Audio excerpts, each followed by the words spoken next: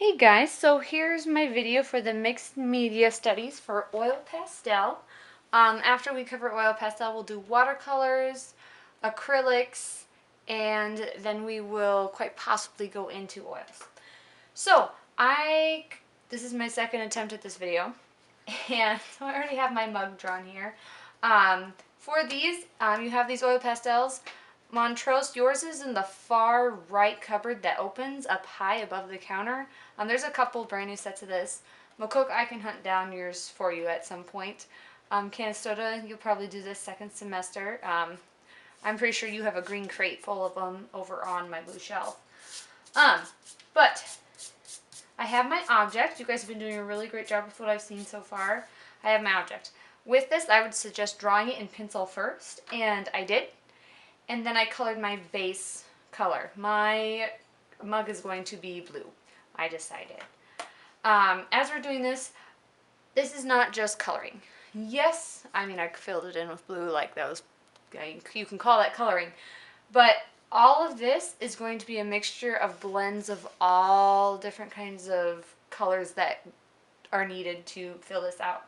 That made no sense. What I mean is that we have this blue mug. Well, you are also going to have those light spots where the light is shining off. So you're going to have those dark spots where there's more of a shadow.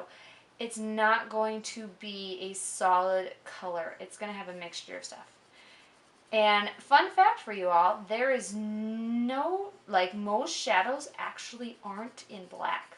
Like with our charcoal and with a lot of paintings, I mean, a lot of people go straight for the black because shadows are darker. Like that just makes sense. But a lot of times, shadows actually have different color tones to it. For instance, a shadow in a snowbank, it's almost never black. It's usually blue. For like this thing right here, I might have a little bit of black in it to tone it down, but my shadow, very well, might just be a really deep blue as it glares off the table. I have a bunch of stuff on my counter. If I have my sewing machine here, I can slip in here, and it leaves a little bit of a tealish glare on my wood surface. So with this thing, it would also leave that kind of a glare. If you had an apple or a peach, it would also leave some sort of a glare in more of the colors that you're actually using. And what color would be on it. If you've ever seen somebody hold something red in a photograph, a lot of times their hand will have a blue glare on it due to the fact that there's that reflection of that object. It usually is helped by whether or not the object is shiny or not, but that definitely helps. So I've got kind of my shadow inside. I probably will add some black because I don't have a deep enough blue and I want that to be nice and deep. But I put this blue down first because I want it to be a blend of colors. I'll need my white to have these lighter spots of where the light's hitting the rim. And you know what? It might not get as light as I want it. So I can actually take my nail or really anything, kind of scrape some of that away so that I can make that highlight show a little bit better. But it's all about building up these different colors and creating your piece. This is the first one of these that you guys get to use color in. So that'll be fun for you to get to use those choices. But we really want this to be a gradual blend. Like I just put that black in there. Okay, well I'm going to go with my blue right back on top. Make sure that's a nice and smooth transition. You know, I might actually go right back into it with more black. Because this stuff can layer on top of each other just like kind of like a creamy texture type thing. And it can really build up that color and that transition in between. I should use my deep blue. I would never jump right into black for your object. So say you're doing a mug yourself and you choose to make a red mug. So I might choose my brightest red for my base coat. Maybe that's what I want to do.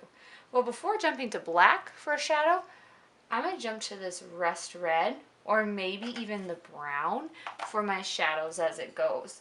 Because I want it to be a gradual thing. I don't want it to be an instant thing. I want to build it up. Now with these colors, it's going to give you a lot more freedom for the background and such. For instance, if I really wanted to go into my wood table, oh my goodness, I could use some yellows. I could use a little bit of my browns and creams. I could use a little bit of this bright color. Maybe I want to put a little bit of red through it like it's redwood. There's so many more options when you throw color into there.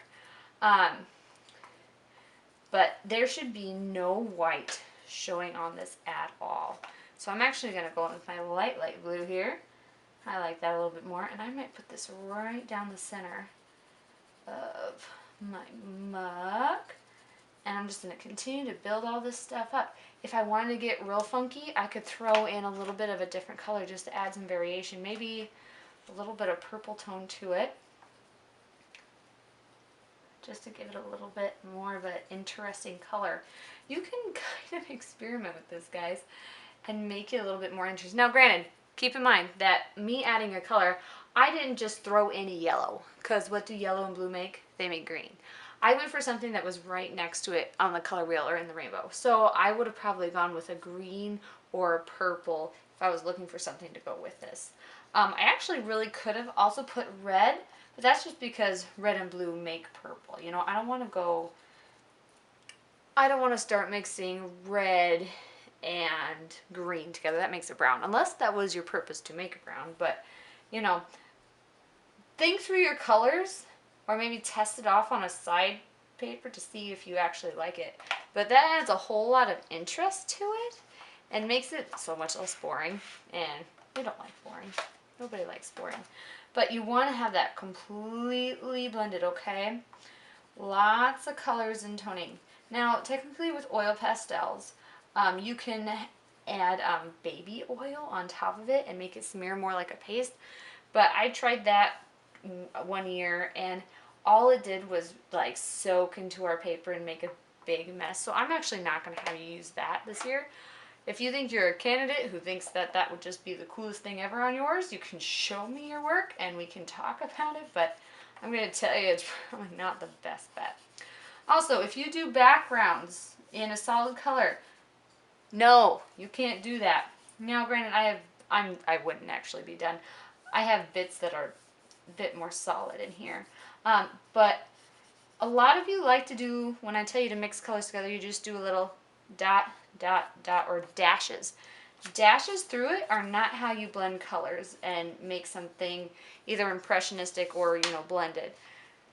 You gotta be spontaneous with it. I am not thinking through where exactly these colors go. I am just going for it and going to the rough area where I want. Okay, maybe I go, oh shoot, I didn't want that yellow there. Well, hey, look at this. You can blend that brown right over it. Okay, this is all spontaneous and smeared together. A lot of you work too much in little areas, or every time you try to blend, you go 1, 2, 3, 1, 2, 3, 1, 2, 3, all exactly the same time, or same size. You don't want things to be exactly the same size. I mean, granted, that is one style of art. I mean, but that's not what I'm looking for. I'm looking for you to be a little bit more spontaneous, okay? It's going to make your artwork look so much more interesting. And for the medium we have for oil pastels, you want a lot of blending and a lot of smearing, you know? Now, say I want this a blonde or wood. Maybe I'll put a lot more yellow in this than anything else. And look at all those rich colors we're getting just because we're blending all those different types of colors together. Maybe I want to put a little bit more black in it, make it a little bit deeper of a brown. Okay? Same for my background. It will not be solid all one color. Okay? This is what I'm looking for, is nice blendings of colors.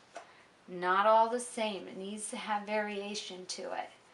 Not all the same color, okay? Most of you have done something similar to this, and this is what I am looking for. Alright? Ooh, I didn't like that. I did not like that at all. It's too black. There we go. Yep. Alright, good luck, guys. Have fun.